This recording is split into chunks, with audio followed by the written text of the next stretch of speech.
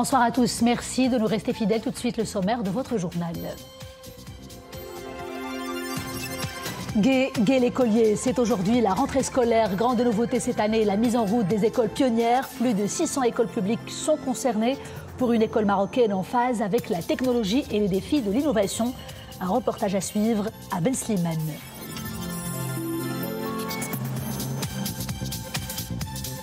Et à côté des élèves qui renouent avec l'ambiance des classes ou qui la découvrent pour la toute première fois, l'enseignant pour qui cet espace pédagogique est un baptême de feu. C'est le cas de Mohamed Ankawi, enseignant de langue amazigh dans la commune rurale de Timhnet, province d'Ifrane.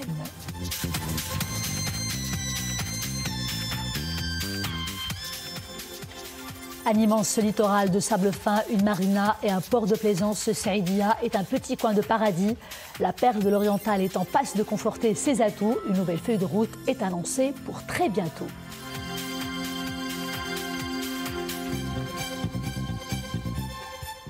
Bonsoir, je vous disais en titre, nos élèves ont retrouvé le chemin de l'école ce lundi 4 septembre. Cette rentrée scolaire est marquée par le déploiement du très ambitieux projet École pionnière dans les établissements primaires publics. Objectif, améliorer la qualité des apprentissages de base, réduire la déperdition scolaire et garantir l'épanouissement des élèves et l'innovation aussi. Les écoles pionnières visent également à jeter les fondations d'une école publique moderne, résolument tournée vers l'avenir et surtout basée sur une approche participative répondant aux attentes des élèves, de leurs parents et des cadres pédagogiques. Ce modèle s'inscrit dans le cadre de la feuille de route 2022-2026 pour une école marocaine de qualité pour tous. À Ben Slimane, le reportage de Leila Asli avec un commentaire de Boubkar Ben Ghabret. Commune Melilla, province de Ben Slimane, écoliers et collégiens ont repris le chemin de l'école. Une rentrée scolaire sous l'égide de la qualité et de l'innovation pour un enseignement en phase avec les défis de demain et apte à les relever. Cette année, la nouvelle rentrée scolaire marque le début d'un avenir éducatif prometteur dans notre établissement, mettant l'accent sur l'innovation. Ceci concernera aussi bien l'apprentissage des langues que l'apprentissage des matières scientifiques. La rentrée scolaire 2023-2024 est porteuse d'améliorations notables. L'enseignement de l'anglais et de l'amazigh sont les nouveautés de cette année.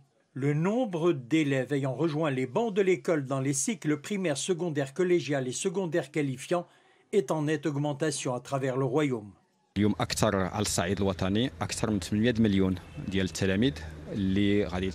Plus de 8 millions d'élèves vont rejoindre le banc des classes aussi bien dans le primaire que dans le secondaire. Plus d'1 million d'enfants âgés entre 4 et 5 ans sont dans le préscolaire. Nous avons fourni de gros efforts pour que cette nouvelle rentrée soit un succès. 237 nouveaux établissements ont été construits. 46 000 élèves ont rejoint le banc des classes dans la province de Ben Slimane pour 2023-2024. Une rentrée scolaire marquée par la dynamique du système éducatif portée par la mise en œuvre de la feuille de route 2022-2026 sous l'emblème d'une école publique de qualité pour tous. La rentrée scolaire s'annonce aussi sous de bons auspices dans les provinces sud du royaume. À l'Aïoun, environ 70 000 élèves, dont 21 726 sont inscrits dans l'enseignement privé. Les cadres administratifs et pédagogiques se sont fortement mobilisés pour garantir le bon déroulement de l'opération d'accueil des élèves, et cela pour faire réussir cette rentrée scolaire. À l'Aïoun, le projet École pionnière a été déployé dans 4 établissements publics d'enseignement primaire, et cela au profit de 2426 élèves qui seront encadrés par 89 enseignants.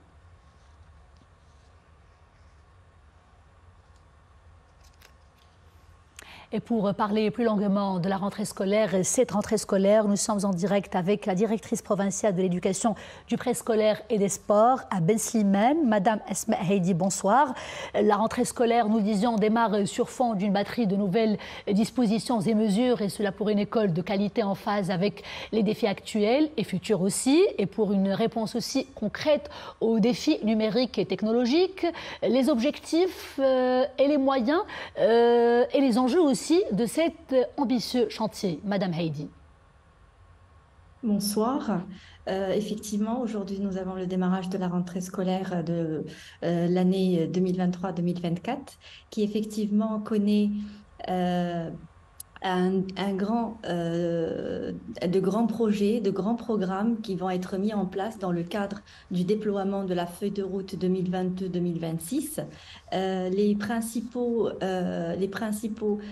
programmes et projets qui vont être déployés cette année visent essentiellement le pédagogique, à côté bien sûr de l'élargissement de l'offre scolaire par la création de nouveaux établissements, par l'extension d'autres et par la création de plus d'espaces de préscolaire aussi. Donc, à côté de cela, nous avons aussi on a réalisé des préparations comme la formation des enseignants pour qu'ils soient prêts pour cette rentrée scolaire et pour qu'ils soient prêts pour la mise en place de ce cadre de déploiement de la feuille de route. Ça, c'est de façon générale et de façon beaucoup plus précise. Nous retenons aussi le projet, très ambitieux projet École pionnière. En quoi elles consistent, ces écoles pionnières? Qu'est-ce que cela offre à nos élèves comme, on va dire, valeur ajoutée, comme atout supplémentaire? On parle d'innovation, de volontariat de la part des équipes pédagogiques, d'intelligence artificielle, de nouvelles ressources matérielles, immatérielles, numériques. Plus concrètement, nos élèves, dans quelques jours ou alors à partir d'aujourd'hui même, auront droit à quel type d'apprentissage désormais? Alors, le projet des écoles pionnières est aussi un programme qui va être déployé cette année dans quelques écoles. C'est un programme qui, effectivement, comme vous venez de le dire, est basé sur la volontariat des équipes pédagogiques, c'est-à-dire les écoles qui connaissent le déploiement de ces programmes. Ce sont des écoles qui ont émis, dans les cadres administratifs et pédagogiques, ont émis l'envie de vivre cette expérience, effectivement, de l'école pionnière. Alors, ce sont des établissements qui vont connaître des changements dans les méthodes d'enseignement. Les enseignants seront formés sur des méthodes bien spécifiques qu'ils vont mettre en application au sein de leur classe. Ça, c'est pour le côté pédagogique. Alors, l'école pionnière, en plus de ce changement de méthodologie d'enseignement, elles bénéficieront si vous voulez, de la numérisation, c'est-à-dire l'utilisation des TIS dans l'enseignement. Mais l'utilisation des TIS est un programme, si vous voulez, on est dans un programme intégré et c'est un programme LETIS, pas uniquement les écoles pionnières qui vont en bénéficier. D'autres écoles qui vont être classées ou caractérisées, si vous voulez, des écoles numériques, comme on a vu dans l'établissement Collège 18 novembre, par exemple, est un établissement numérique parce qu'il va connaître le déploiement d'un autre type de projet. Et une généralisation de ces écoles pionnières au niveau national est-elle peut-être prévue à terme? Pardon? Est-ce qu'une généralisation de cette expérience, ce modèle singulier des écoles pionnières, est-elle prévue à terme, dans les années à venir, que cela concerne toutes les écoles du Maroc? Comme on avait dit, c'est un début. Ce sont des écoles qui vont être labellisées et après, ça va être ouvert à tous les établissements scolaires, bien sûr, toutes celles dont les équipes pédagogiques et administratives vont émettre le souhait d'en faire partie, seront les bienvenues.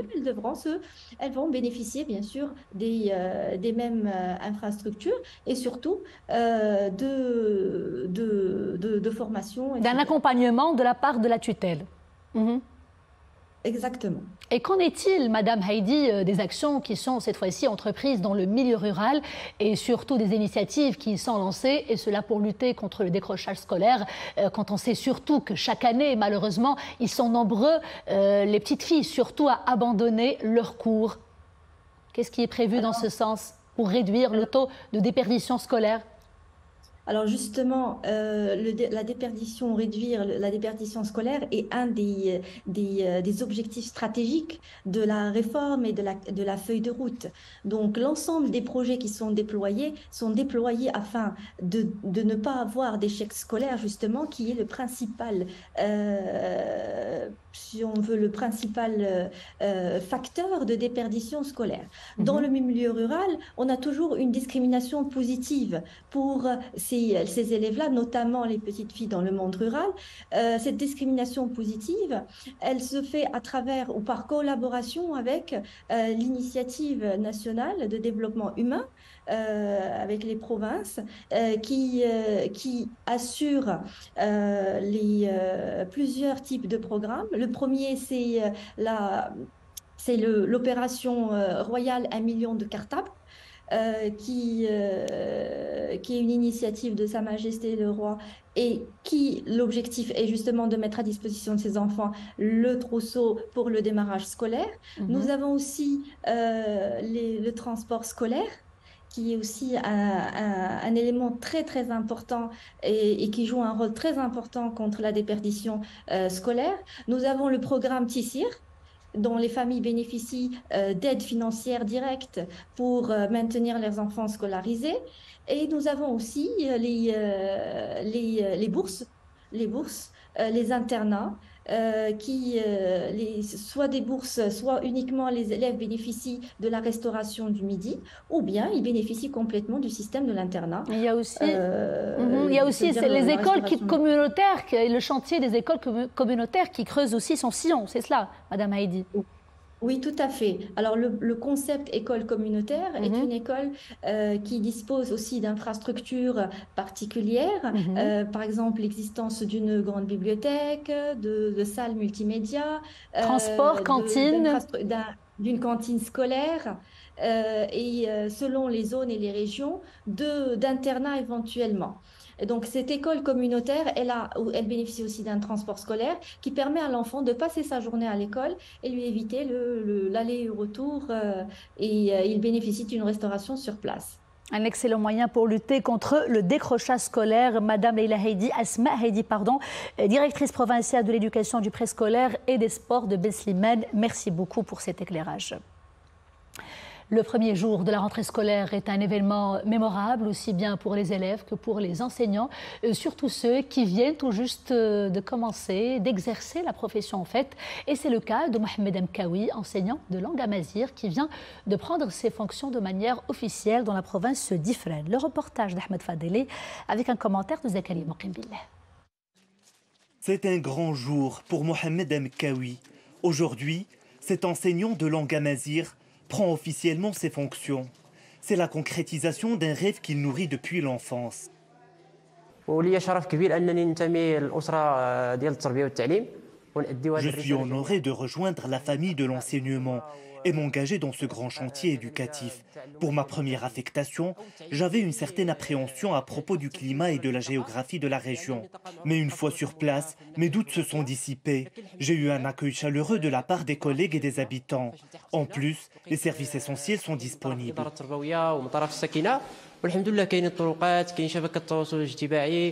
Ambiance détendue et interactivité sont au rendez-vous pour ce.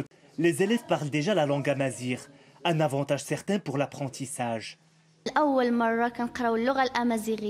C'est la première fois que nous étudions la langue amazigh. Je souhaite la réussite à tous les élèves et aux enseignants dans leur mission. Comme Mohamed Mkawi, ils sont 30 nouveaux enseignants à renforcer les effectifs pédagogiques de la province. Cette année, nous avons 30 nouveaux professeurs du primaire, dont 3 pour l'amazigh, en plus de 15 nouveaux profs dans l'enseignement secondaire, collégial et qualifiant. Dans la province d'Ifrane, 34 000 élèves dans 17 500 du milieu rural ont rejoint les cours. Aux effectifs renforcés, des préparatifs soutenus au niveau des établissements, ouverture d'internats et de cantines scolaires et distribution de cartables. C'est une destination à fort potentiel touristique. L'Oriental s'emploie à accroître son attrait touristique et pour cela, la ville de Saïdia peut compter sur le soutien des pouvoirs publics. Une nouvelle feuille de route a été présentée par la ministre de tutelle aux professionnels du secteur. Et c'est une feuille de route qui s'attache en fait à repositionner l'Oriental en tant que hub touristique national d'envergure. C'est un reportage de Rachid Al-Tabi avec un commentaire de Malim El-Messi. Regardons. Son littoral de sable fin pour horizon, sa marina et son port de plaisance Saïdia est un petit bout de paradis qui ne manque pas d'atouts pour séduire. Dans le besoin d'un coup de pouce, ce haut lieu du tourisme balnéaire amorce un imminent redémarrage de son activité. L'Oriental a fait l'objet durant les dernières années d'un effort d'investissement important et plus particulièrement la station de Saïdia qui avec ses 6500 lits concentre à elle seule 47% de la capacité globale de la région. Nous devons accélérer le développement de la station afin qu'elle puisse jouer le rôle de locomotive pour l'ensemble de la région. De quoi redonner un nouveau souffle à cette destination balnéaire, voire compléter son offre grâce au resort touristique voisin, la presqu'île au cœur de la lagune de Marchika. Les deux stations de Saïdia et Marchika ont besoin pour leur décollage touristique de vision et surtout d'accompagnement. Cette feuille de route gouvernementale viendra accélérer l'éclosion touristique de l'ensemble de la région et nous aidera à franchir le seuil de touristes escompté d'ici 2030. Marchika Ahmed a été lancée par Sa Majesté le Roi, que Dieu l'assiste, pour qu'elle devienne une destination touristique écologique sur le bassin méditerranéen. Aujourd'hui, c'est devenu une destination connue, ou un site connu de par le monde. Il y a des opérateurs internationaux qui commencent à venir nous demander un partenariat et aussi des zones pour pouvoir construire d'autres hôtels, Inch'Allah. Bordée par la mer Méditerranée, la région de l'Oriental a le vent en poupe chez nos Marocains du monde, mais également chez les internationaux. Mais pour y assurer une desserte régulière, un désenclavement par les airs s'impose. Avec ses 3 aéroports internationaux, la région souffre pourtant de l'enclavement. Le désenclavement aérien se hisse en priorité de cette feuille de route, avec en perspective redoubler les liaisons point à point, ce qui permettra à la région d'échapper à la saisonnalité et d'accueillir de plus en plus d'arrivées domestiques et internationales à longueur de l'année. La nouvelle feuille de route vise à attirer à l'horizon 2026 17,5 millions de touristes, réaliser 120 milliards de dirhams de revenus en devises, en plus de la création de 200 000 opportunités d'emploi directes et indirectes. Retenez à présent cette belle distinction pour le Maroc. Le Royaume obtient le statut de partenaire de dialogue sectoriel émanant du groupement des ministres des Affaires étrangères des pays de l'Association des Nations d'Asie du Sud-Est. Groupement réuni aujourd'hui à Jakarta. Par cette décision, le Maroc devient le premier pays d'Afrique du Nord à obtenir ce prestigieux statut, confortant ainsi sa position en tant qu'interlocuteur. C'est cela distingué de ce groupement géopolitique économique de grande importance. Cette distinction consacre aussi la vision de Sa Majesté le Roi Mohammed VI concernant la diversification des partenariats et son ouverture sur de nouveaux espaces géopolitiques. Et c'est la fin de ce journal. Merci d'avoir été des nôtres. Je vous dis à demain, toujours avec grand plaisir. D'ici là, portez-vous bien.